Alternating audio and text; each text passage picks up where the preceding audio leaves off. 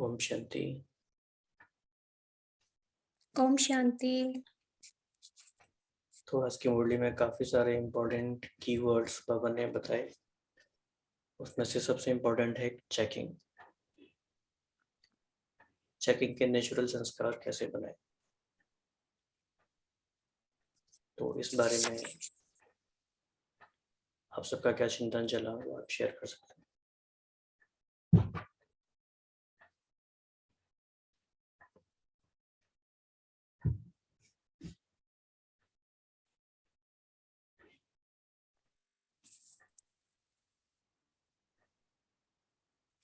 जैसे आज की मुरली में भी बाबा ने कहा ना, चेकिंग के लिए कि जितना सारथी बन के चलेंगे, अपने आप को जितना आत्मिक स्थिति में रखेंगे, सारथी और साक्षी, जब इन दोनों स्थितियों में रहेंगे तो चेकिंग के संस्कार जो है वो नेचुरल हो जाएंगे। और एक और मुरली में भी मैंने ये बात पढ़ी, बाबा ने कहा कि अंतिम पेपर जो आएगा कि अशरीरी बन के बाबा के साथ चलना है।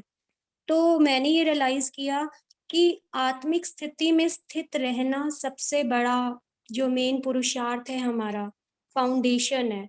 अगर हम ये कर लेते हैं, देह से न्यारे हो गए, आत्मिक स्थिति में, अशरीरी स्थिति में स्थित हो गए, तो साक्षी भी बन सकेंगे और सारथी भी बन सकेंगे। और चेकिंग तो फिर हर कदम पे होती रहती है। तो चेकिंग के लिए मैंने पूरा दिन इसकी प्रैक्टिस भी की कि मैं सारथी बन के इस शरीर को चला रही हूँ, मन किधर जा रहा है। तो वो साथ के साथ चेकिंग होती गई। जैसे ही कोई और संकल्प आया तो लगा नहीं, ये तो युद्ध का संस्कार हो जाएगा, मैं इसे रोकूंगी तो। क्योंकि बाबा ने कहा ना, युद्ध करने वाले नहीं, जो युद्ध करने वाले हैं वो योग युक्त नहीं है। तो पूरा दिन इसका अनुभव भी बड़ा अच्छा रहा चेकिंग का ना, ऑटोमेटिक सच में हो रही थी। बहुत ही इम्पोर्टेंट पॉइंट है ये कि सारथी बनने से स्वतः ही चेकिंग होती रहेगी। इस बारे में और कोई पॉइंट किसी का?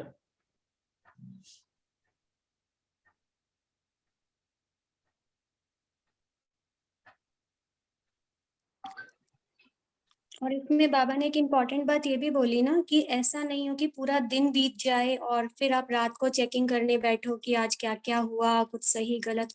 और इसमें ये भी होता है कि आधी बातें तो हम भूल चुके होते हैं पूरे दिन की। तो अगर वो साथ साथ चेकिंग होती रहती है तो हम आगे के लिए संभल जाते हैं। जैसे हमारे ट्रैफिक कंट्रोल्स होते हैं, या हर घंटे जो हम 1 मिनट के लिए साइलेंस का अभ्यास करते हैं, तो उसमें भी अगर चेकिंग हो जाती है ना, तो आगे के लिए अटेंशन चला जाता है और वेस्ट होने से या गलत होने से हम बचा पाते हैं अपने आप को। और जैसे भाई जी कंप्यूटर में एंटीवायरस होता है, जब भी हम कोई डिवाइस लगाते हैं तो ऑटोमेटिक स्टार्ट होने लगता है और जो भी वेस्टेज है उसको निकाल देता है। तो इसी तरह अगर हमने भी ऐसे ही सोचा कि ये जो बीच में चेकिंग है एक प्रकार का हमारा एंटीवायरस है, तो 2 घंटे के बाद या 3 घंटे के बाद अगर हम खुद को रिमाइंड करते हैं कि एंटीवायरस से चेक करना है कुछ वायरस तो नहीं आया, तो ये भी बड़ी अच्छी युक्ति है। क्रिएटिव भी लगेगा कि हाँ ये वायरस 2 घंटे में आया था और हमने इसको निकाल भी दिया। लेकिन ऑटोमेटिक कैसे हो सकता है? और या फिर हम अपनी दिनचर्या कैसे बनाएं इस तरह से कि उसमें चेकिंग के बहुत सारे ट्रिगर्स हों, कुछ ना कुछ?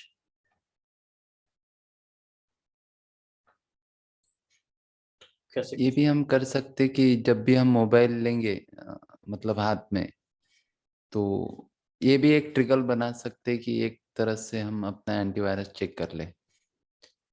लेकिन ये वाले सारे तरीके बहुत लंबे समय तक काम नहीं कर पाते, भूल जाते हैं। जैसे कई बार कहते हैं ना, कुछ भूल ना जाए तो वो गार्ड बांध लो, तो गार्ड क्यों बांधी थी ये भूल जाते हैं। तो कुछ और गहराई में जाना पड़ेगा। तो शिखा जी के आइडिया सुनते हैं, क्या कहते हैं? तो एक तो जो बाबा ने बोला, जो अभी कविता बहन ने बोला ना, जैसे रात में अगर हम करते हैं चेकिंग, तो फिर बाबा ने तो बोला कि पूरा दिन निकल गया कमाई का। लेकिन उसमें दूसरा एक एंगल ये भी होता है कि फिर हम अपने आप को जस्टिफाई कर लेते हैं, क्योंकि उतने समय तक हमारा बहुत समय बीत गया, तो हमको बहुत सारे फैक्टर समझ में आने लगते हैं कि हमने ऐसा क्यों रिएक्शन दिया। एंड देन बाबा को भी हम जस्टिफाई कर देते हैं कि हमने ऐसा क्यों किया। तो वो एक जो फ्रेश चेकिंग का है, तो वो तो करना ही है। तो जो कैसे उसको नेचुरल बनाए, तो हमें जो लगता है कि जब हम अपने स्थिति की चेकिंग करते हैं और अगर हमें स्थिति अपनी भारी लग रही है, तो उस समय हमने ऐसा किया, क्योंकि इतना रियलाइजेशन अगर हो तो शायद हम करें ही नहीं वो चीज करते समय, अगर हमें रियलाइज हो रही हो कि ये चीज सही नहीं है। लेकिन अगर हमारी स्थिति, क्योंकि वो जो बाबा कहते हैं वो एक्चुअली है, जो प्रत्यक्ष फल रहता है कि खुशी गायब हो जाती है या भारीपन लगने लगता है। तो अगर हम वो स्थिति अपनी चेक करते जा रहे हैं, तो फिर हम जब रिफ्लेक्ट करते हैं कि हमने ऐसा क्या किया है जो श्रीमत के खिलाफ किया है, तो उस समय समझ में आता है। लेकिन अब वो नेचुरल कैसे बन जाए, वो आप बताइए कुछ, इसमें क्या हम लोग और एडिशन कर सकते हैं? इसमें अगर हम एक मेटाफर यूज करें कि जैसे कोई चेक पोस्ट होती है कहीं इंटर स्टेट बॉर्डर पे है, लेट्स से, या इंटर दो कंट्रीज के बीच में है, ऐसा भी हम मान सकते हैं। अब वहाँ पे कुछ लोग खड़े हैं, उनको बोला गया है कि यहाँ से कोई भी व्हीकल जाएगा तो आपको चेक करना है, लेकिन उनको पता होना चाहिए चेक किस चीज़ के लिए करना है, क्या देखना है, किस चीज़ के लिए हमें देखना है। जस्ट चेक करना है क्या, बस उसमें अंदर टॉर्च डाल के देखना है, लेकिन क्या? फिर उनको ये अवेयर होना चाहिए कि क्या चीज़ें यहाँ से नहीं जाने देनी है, क्या अलाउड नहीं है, और रिसेंट ट्रेंड क्या चल रहा है हमारे दुश्मन का, या जो भी गड़बड़ करने वाले हैं, इन्फ्लिल्ट्रेटर्स हैं, ट्रेटर्स हैं, जो भी एक्सट्रीमिस्ट लोग हैं, इंसर्जेंसी फैलाने वाले जो भी लोग हैं, वो क्या करेंगे, क्या कर सकते हैं। तो चेक करने वालों की अवेयरनेस भी इसमें इम्पॉर्टेंट है कि वो क्या देख रहे हैं, कैसे देख रहे हैं, और हमारा जो पोटेंशियल एनिमी है उसके पास नए नए तरीके क्या हैं। और हर दिन के अकॉर्डिंग अलर्टनेस वो बढ़ भी सकती है, घट भी सकती है। मान लीजिए वो रिपब्लिक डे और 15 अगस्त है तो वो अलग तरह से चेकिंग होगी। किसी आप बड़े इवेंट में जा रहे हैं जहाँ किसी वीआईपी की मूवमेंट है तो अलग तरह से चेकिंग होगी। ऐसे ही अगर हम पूरे दिन में सोचें कि आज हमें किस किस बात के लिए चेकिंग करनी है, आज हमारा चेकिंग का मेन एजेंडा क्या है, तो वो हमें हर एक दिन की मुरली से मिल जाता है ताकि उसमें फ्रेशनेस रहे। मान लीजिए किसी दिन बाबा ने कहा साकार मुरली में, मीठे बच्चे तुम्हें अधिक वाचा में नहीं आना है, बहुत कम बोलना है, तो तुरंत हमारा फिक्स हो जाना चाहिए कि आज पूरे दिन में साइलेंस की बहुत प्रैक्टिस करनी है। तो हर दिन की मुरली से हमें वो सारे पॉइंट मिल ही जाते हैं। कोई भी हम 5 साकार मुरली से, 5 अव्यक्त मुरली से 10 पॉइंट्स की हम चेकलिस्ट बना सकते हैं। और मतलब मधुबन में भी हमने देखा है जो बहुत डीप पुरुषार्थ करते हैं उनकी यही फेवरेट विधि है। मुरली को बहुत गहराई से पढ़ेंगे, अपने पॉइंट्स बना लेंगे, दिन भर उसकी चेकिंग में और चिंतन में रहते हैं। और फिर किसी से कोई अगर उनकी वार्तालाप भी होती है तो उन्हीं पॉइंट्स के बारे में होती है। कोई उनको एग्जाम्पल याद आता है तो उसी के बारे में याद आता है, और वो कोई कुछ क्लास भी सुनेंगे तो वो उसी के ही कनेक्शन वाले पॉइंट निकाल लेते हैं। तो हमारे पास तो दुनिया की सबसे वंडरफुल मैकेनिज्म है डेली की मुरली। तो मुरली के बाहर हम कहाँ से और लाएंगे, मुरली ही हमारी लाइफ लाइन है। और हर दिन की हमें फ्रेश चेकिंग चेकलिस्ट मिल जाती है कि आज ये है तुम्हारा, इस पर फोकस करो। तो ये कर सकते हैं, और इसमें कोई कुछ ऐड करना चाहे तो बताइए।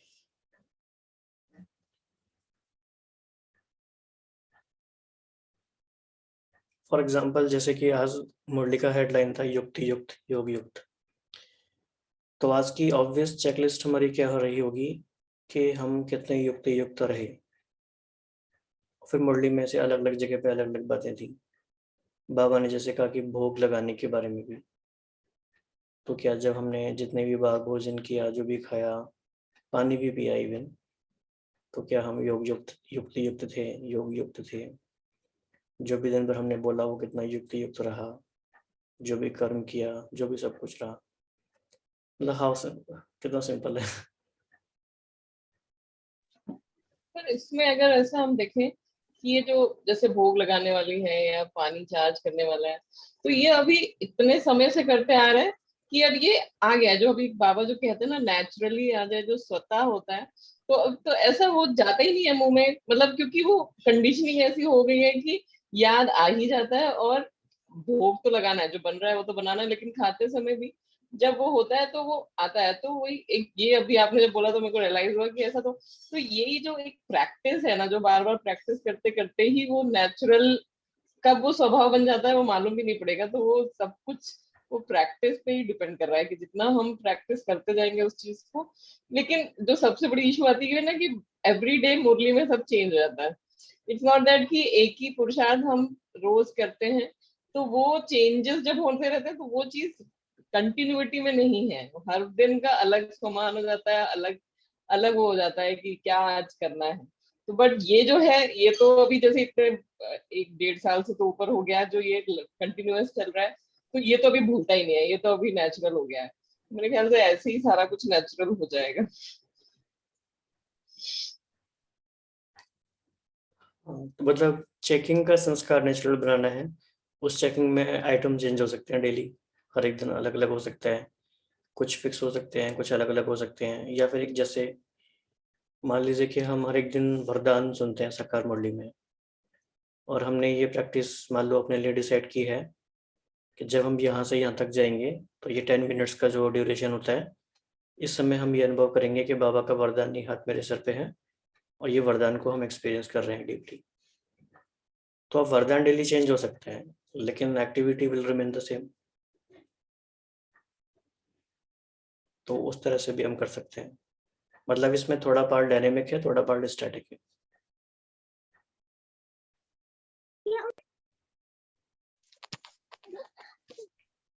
और एक बहुत ही अच्छा शिखा पेंडिंग माइंड में बनाया है, तो उसको भी इसके थ्रू रिवीजन कर लेते हैं ताकि कुछ भी इसमें मिस ना हो जाए। तो शिखा बहन आप इसको थोड़ा सा एक्सप्लेन भी कर सकते हैं। हाँ जी।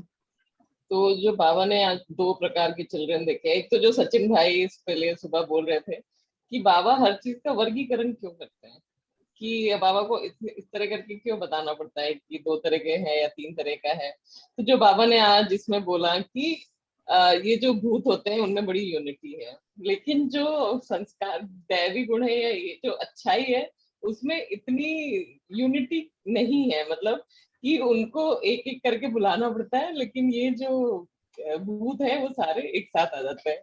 जैसे यहाँ 2 टाइप्स ऑफ चिल्ड्रन, तो 2 तरह के बाबा ने देखे, जो सदा योग युक्त रखते हैं और हर कर्म में युक्ति युक्त रहते हैं, और दूसरे हैं कि सदा योग युक्त नहीं है लेकिन, और सदा हर कर्म में स्वतः युक्ति युक्त नहीं है। तो और वो क्या बोला बाबा ने कि मनसा व बोल कर्म तीनों में कभी किसमें युक्ति युक्त नहीं है। तो इसका बाबा ने कारण बताया कि एक तो पहले बाबा ने बोला कि ब्राह्मण जीवन का मतलब ही होता है कि स्वतः योग युक्त और सदा युक्ति युक्त। जब हम अपने आप को ब्राह्मण बोल रहे हैं तो ब्राह्मण है क्या, जो बाबा की डेफिनेशन होती है कि वो जो आज की मुरली है वो तो अगर हम वो नहीं कर रहे हैं तो अपने आप को ब्राह्मण हम कह ही नहीं सकते। तो ब्राह्मण जीवन की अलौकिक विशेषता वह न्यारा और प्यारापन यही है कि योग युक्त है और युक्ति युक्त है, और ये दोनों चीजें हमारी सहज और नेचुरल होनी चाहिए। तो ये जो सहज और नेचुरल होता है वो फर्स्ट तरह के होते हैं चिल्ड्रन। दूसरी तरह वाले जो होते हैं वो कभी अटेंशन रखते हैं लेकिन हर बार नहीं हो पाता है वो। तो जो बाबा का फेवरेट वर्ड है अंडरलाइन करने वाला सदा, वो नहीं होता है तो ऑटोमेटिकली बाबा के लिए वो सेकंड नंबर में चले जाते हैं। तो इसका बाबा ने कारण भी बताया कि क्यों हम रुक जाते हैं। तो कभी कभी चलते चलते कोई ना कोई कारणवश रुक जाते हैं, इसलिए सदा लक्षण के समीप अनुभूति नहीं करते। और अपने आप को इसका बाबा ने उपाय भी बताया, ऐसा नहीं केवल प्रॉब्लम बताई, बाबा ने सोल्यूशन भी बताया कि जब हम सदा योग युक्त रहते हैं तो रहने की सरल विधि है कि अपने को सारथी और साक्षी समझ कर चलना स्वतः ही इस रथ अथवा देह से न्यारे बना देती है, किसी भी प्रकार के देह भान से न्यारा बना देती है। तो सबसे इम्पोर्टेंट पार्ट जो है कि हम अपने आप को आत्मा समझेंगे तो हम इस देह ध्यान से न्यारा, यही पूरा हमारा पुरुषार्थ है कि जो हमें फरिश्ता बनना है हमको इस देह के भान से भी न्यारा होना है। तो स्वयं को सारथी समझने से सर्व कर्मेंद्रियां अपने कंट्रोल में ही रहती हैं। तो हम अगर आत्मा हैं और हम इस मालिक हैं, मालिकपन की स्थिति में स्थित हैं, तो अपने आप हमारे कंट्रोलिंग पावर आ जाती है और किसी कर्मेंद्रियों के वश नहीं होते हैं। और जो बाबा का महामंत्र वशीकरण मंत्र जो हमें समझ में आया वो मनमना भव, तो वो वशीकरण मंत्र उस सारथी के पास रहता है और वो किसी के वश नहीं होता है लेकिन वश कर चलाने वाला होता है। और जब ये सारे भूत आ जाते हैं तो भूत सारथी से स्वार्थी बना देते हैं।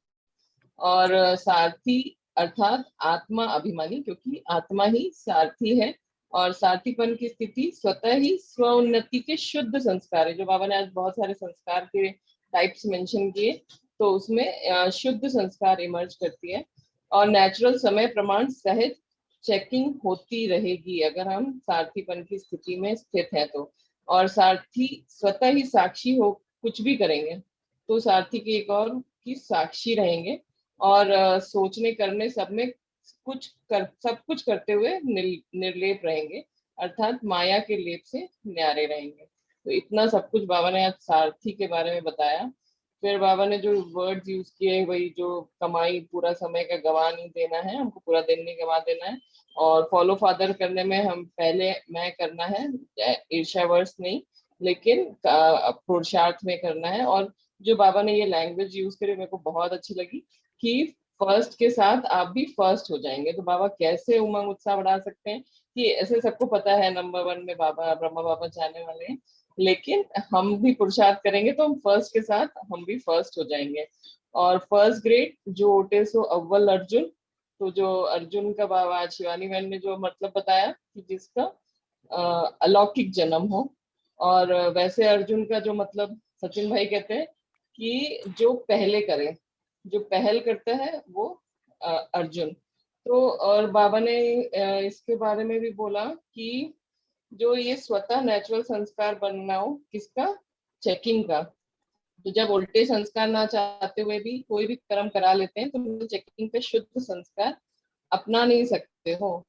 बिना मेहनत के चेकिंग के शुद्ध संस्कार स्वतः ही कार्य कराते रहेंगे। तो जब हमारा स्वतः ही हो जाएगा तो ये हमारी अंतिम स्थिति होगी।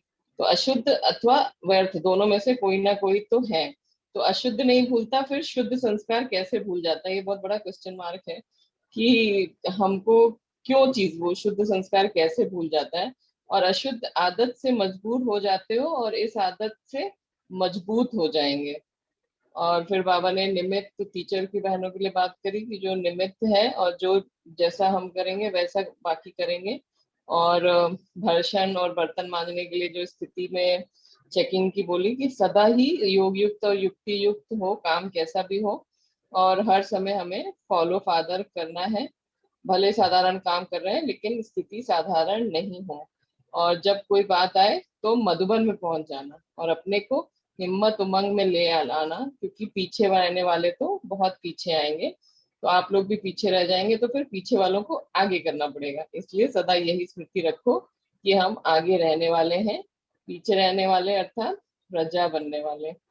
फिर बाबा ने मेरापन के लिए भी बोला जब मीटिंग विद इंदौर के लिए कहा। एक तो जो बाबा ने एक ये लाइन आज मेरे को पहली बार ये पढ़ में आई कि पहले तो कहते हैं अंतमति सो गति, तो हमको ये समझ में आता था कि हमारी अंत जो गति हो, अंत में जो मति रहेगी वैसे ही गति होगी। लेकिन जब बाबा ने कहा कि बाबा इस चक्र के अंत में आकर हमें श्रेष्ठ मत दे रहे हैं, तो अंत समय में श्रेष्ठ मत लेते हो और अनेक जन्म सदगति को प्राप्त करते हो। फिर बाबा ने यादगार बताए कि क्यों हमारे सब जो भी कर्म है वो समय के ही यादगार है। और विधि पूर्वक हमको विधि से सिद्धि मिलती है, तो अमृत वेला विधि पूर्वक, भोग विधि पूर्वक, और इसका विधि पूर्वक करने से भोग का जो बाबा ने महिमा बताई कि सिद्धि प्राप्त होती है और खुशी होती है और निरंतर याद सहज रहती है। तो सिद्धि अर्थात प्रत्यक्ष फल प्राप्त होना, ये बाबा ने यहाँ बहुत बड़ा पैरा लाइंस बोली कि प्रत्यक्ष फल मतलब क्या, कि अभी अभी मिल गया। तो ये अभी अभी मिला जो सत्युग में मिलेगा वो तो मिलेगा ही, लेकिन जो अभी मिला है वो इस जन्म का ही है। लेकिन यहाँ जो मिलता है वो प्रत्यक्ष फल अर्थात अभी अभी का फल है। तो प्रत्यक्ष फल से वंचित नहीं रहना, सदा फल खाते रहना, क्योंकि ये सारे कल्प में सिर्फ अभी मिलेगा, दोबारा नहीं मिलेगा। और ये जो एक बाबा ने बात बोली कि भगवान द्वारा फल मिलेगा, ये तो हमारे स्वप्न में भी कभी नहीं था। तो जो बात ख्याल ख्वाब में भी नहीं थी वो हो जाए तो हमें कितनी खुशी होती है। बाबा ने लॉटरी का भी एग्जाम्पल दिया कि अल्पकाल की उसमें कितनी खुशी है, ये तो हमें भगवान मिल गया है। ये जो बाबा रियलाइजेशन हर बात हर मुरली में कराते हैं, तो ऐसा लग रहा था, अभी जो हम लोग वो लास्ट मुरली अभी हम लोग की रहेगी दिसंबर 2003 वाली भी, तो उसमें भी बाबा ने इतना अपना जो भाग्य, मतलब ऐसा लगता है हमें तो ये भी नहीं पता कि हमको अपना भाग्य को कैसे एग्जामिन, मतलब क्या मिला है हमें, हमको वो भी बाबा वो हमें बताते हैं कि हमें मिला क्या, हमको तो उस चीज की रियलाइजेशन भी नहीं है।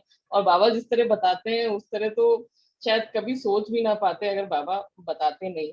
और बाबा ने फिर इसमें सदा एक स्थिति में उड़ते रहने के लिए कहा, सेकंड में उड़ना सीख गए होना या ज्यादा समय लगता है, तो संकल्प किया और पहुंचे, इतनी फास्ट गति होनी चाहिए। और ये जो एक बाबा ने माताओं से बात करी कि तंग तो नहीं होते हैं बच्चों से, जब हम मेरापन कहते हैं तब हम तंग होते हैं, और जहाँ तेरा तेरा करते हैं तो तैरने लगते हैं। तो जब भी हम तंग हो रहे हो तो इसका मतलब कि मेरा कह रहे हैं तो अभिमान आता है, और जब तेरा कहते हैं तो सम्मान में रहना होता है। तो हमको ट्रस्टी बनकर, सेवाधारी बनकर सेवा करने के लिए बाबा ने श्रीमत दी है। और फिर बाबा ने जो इसमें बोला, हर एक का अपना अपना नशा है, लास्ट में जो डबल फॉरनर से बात कर रहे थे, तो वो बहुत अच्छा लगा कि सबका अपना अपना नशा है। और वरदान में जो बाबा ने एक बाप दूसरे हम तीसरा ना कोई, तो यही साक्षात्कार अगर जब इस उसमें रहेंगे तब साक्षात्कार होगा। तो सदैव तीसरा नेत्र खुला रहे, तो ये वरदान था। और फिर प्रश्न चित्त बनना अर्थात परेशान होना और परेशान करना।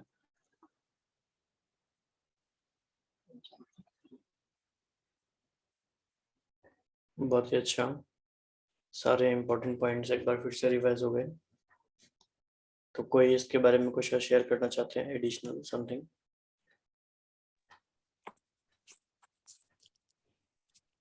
ये जो आज की मुरली में एक पॉइंट आया ना कि साधारण कर्म करते हुए भी स्थिति महान होनी चाहिए, तो इसके बारे में बाबा की लाइफ से मैंने कुछ बातें सुनी थी जो मैं शेयर करना चाहती हूँ। जैसे एक बार बाबा मसाले कूट रहे थे, क्योंकि बाबा किसी को भी सेवा के लिए बोलते नहीं थे, खुद करने लग पड़ते थे और फिर सब बच्चे आ जाते थे। तो जब बाबा मसाले कूट रहे थे तो कुंज दादी ने उनको आके बोला कि उन्होंने किसी वीआईपी को कोर्स कराया था और उसके आगे बाबा की उन्होंने बहुत महिमा की थी, हमारे बाबा ऐसे, हमारे बाबा ऐसे। तो वो बाबा को आके कहने लगी कि बाबा अब आप आके उन वीआईपी से मिल लीजिए। तो बाबा ने कहा अच्छा बच्ची उसको यहीं पे ले आओ। तो कुंज दादी को थोड़ा अच्छा नहीं लगा, उन्होंने कहा बाबा मैंने इतनी आपकी महिमा की है, आपके बारे में क्या-क्या कहा है, वो आके क्या देखेगा कि आप मसाले कूट रहे हो। तो बाबा ने कहा नहीं कोई बात नहीं बच्ची आप यहीं ले आओ, बाबा यहीं मिलेंगे उस बच्चे से। तो कुंज दादी उनको लेकर आई वीआईपी को और वो जब आए, आते ही बाबा के पैरों में पूरे के पूरे लेट गए दंडवत, क्योंकि उन्हें वहाँ पे बाबा नहीं श्री कृष्ण दिखाई दे रहे थे, साक्षात्कार। तो बाबा की स्थिति इतनी ऊंची होती थी, साधारण कर्म करते हुए भी अलौकिक स्थिति। और इसी से ऐसा ही एक और छोटा सा एग्जाम्पल भी था कि एक बार बाबा गोबर और राख को मिला के गोले बना रहे थे गौशाला में अपनी। तो उस समय एक और वीआईपी आए, उन्होंने पहरेदार से पूछा कि मुझे बाबा के दर्शन करने हैं। तो उसने बोल दिया कि गौशाला में है, आप वहीं पे चले जाओ। अब वो वहां गया और बाबा वहां गोले बना रहे हैं। वो जब वहां गया तो जाके बाबा के पैरों में अपना सर रख दिया, क्योंकि उसको क्या दिखाई दे रहा था, श्री कृष्ण जो है वो अपने सखा के साथ बॉल से खेल रहे हैं, उसे वो गोबर के गोले नहीं दिखाई दे रहे थे, उसे बॉल दिखाई दे रही थी। तो साधारण कर्म करते हुए भी आपकी स्थिति अगर ऊंची है तो आप विश्व सेवा का पार्ट प्ले कर रहे हो। तो ये बहुत प्रेरणादायी बातें हैं कि आप कुछ भी करो, चाहे बर्तन मांजो या कुछ भी करो, लेकिन स्थिति आपकी बहुत ऊंची होनी चाहिए। ओम शांति। बहुत ही अच्छा, बिल्कुल आप साकार बाबा के टाइम में ले जाते हो। जब भी ऐसे अनुभव हम सुनते हैं तो लगता है कि सुनते ही रहे बाबा की कहानी। हाँ जी। तो अभी लेकिन हमारे सामने प्रश्न ये है कि हमारे साथ ऐसा कैसे हो तो आज हमने एक मुरली में पढ़ा था कि क्योंकि हमें बाबा के साथ वापस चलना है ना, उनके साथ चलना है, तो उसकी विधि यही है, जैसे बाबा अशरीरी हैं ऐसे ही हमें सेकंड में आत्मिक स्थिति के द्वारा अशरीरी बनना है। यही एक विधि है और इसी के लिए बाबा ने इतनी सारी ड्रिल्स करवाई हैं। अगर हम सारा दिन बार बार अशरीरी स्थिति का अभ्यास करते रहेंगे तो यही जिसको बाबा ने आज सारथी कहा, तो इतनी सारे ज्ञान का जो विस्तार है ना, वो सार में समा जाएगा। क्योंकि प्रैक्टिकल करने के लिए हमें यही अभ्यास चाहिए। बाकी ज्ञान का चिंतन तो अथाह है, हम कितना भी कर सकते हैं, लेकिन करना क्या है वो ये है, अशरीरी बन जाओ, क्योंकि अंतिम पेपर यही है।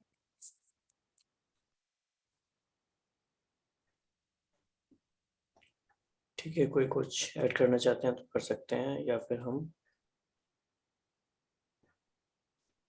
योग करते हैं।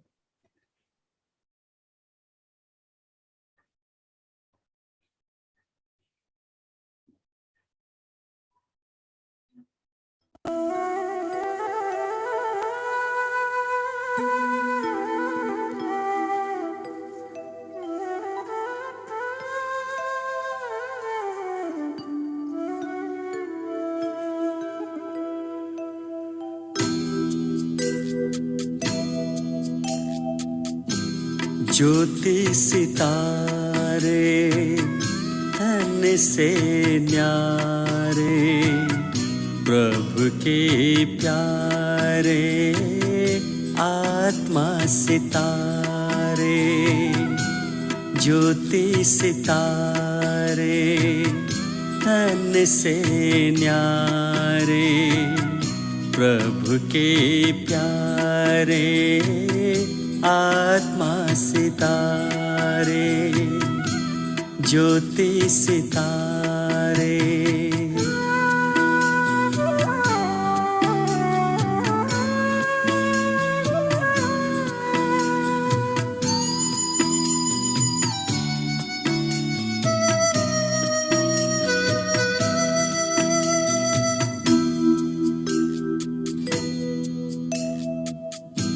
सर्व गुणों का पुंज है आत्मा, सर्व गुणों का पुंज है आत्मा।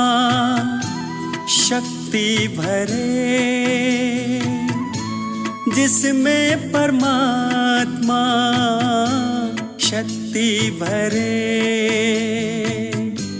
जिसमें परमात्मा। वो ही सभी के है जो सहारे, प्रभु के प्यारे आत्मा सितारे। ज्योति सितारे।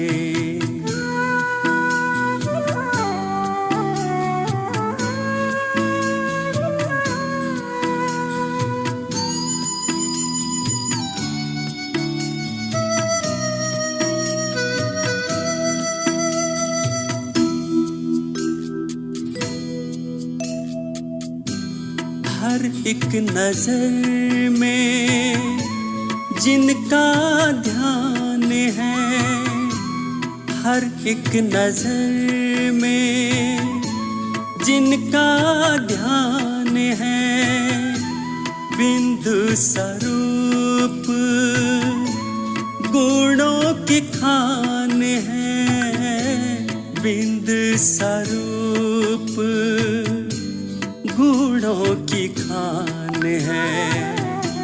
कमले से है जो न्यारे प्यारे, प्रभु के प्यारे आत्मा सितारे। ज्योति सितारे तन से न्यारे, प्रभु के प्यारे आत्मा सितारे। प्रभु के प्यारे आत्मा सितारे।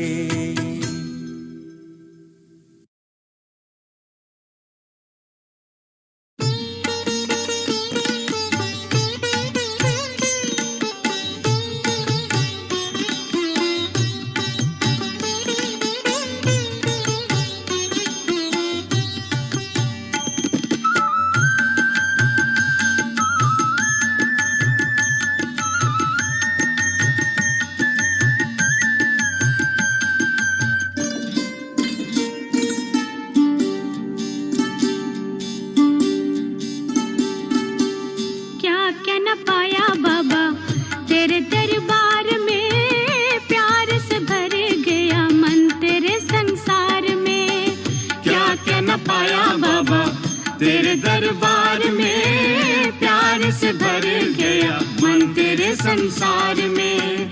क्या क्या न पाया बाबा तेरे दरबार में, प्यार से भर गया मन तेरे संसार में। क्या क्या न पाया बाबा तेरे दरबार में, प्यार से भर गया मन तेरे संसार में।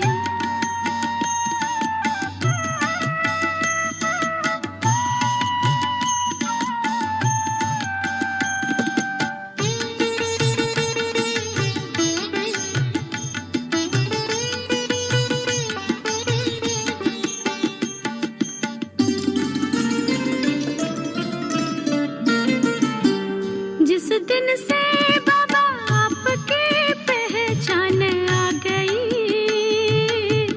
जिस दिन से बाबा आपकी पहचान आ गई, सुख भर हर दिन हर शाम आ गई, सुख भर हर दिन हर शाम आ गई। डूबा रहता है दिल तेरे ही प्यार में, प्यार से भर गया मन तेरे संसार में। क्या क्या न पाया बाबा तेरे दरबार में, प्यार से भर गया मन तेरे संसार में।